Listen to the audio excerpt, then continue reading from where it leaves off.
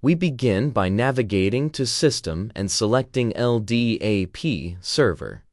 Click on Create New to initiate the configuration. Here, enter a descriptive name and the IP address of your Active Directory server. For the common name identifier, typically use SAM account name or CN, depending on your schema. Select Regular as the bind type. Then, input the distinguished name and password of a user account that has permission to query the directory. This establishes the initial connection pipeline. Once the server is connected, we need to map it for administrator access.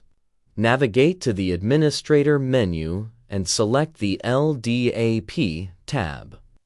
Choose the server we just configured. In the Attributes field, ensure SAM account name is entered to correctly identify user accounts. Set the search scope to subtree to ensure the entire directory branch is searchable. The critical step here is mapping the group DN.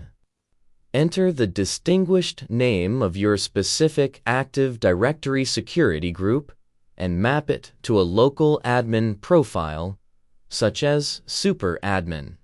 This completes the integration, allowing centralized access control. We verify the setup by logging in as sysadmin. Enter the credentials to authenticate. Once inside, the dashboard loads immediately, and the system status confirms that our LDAP user has the correct access permissions.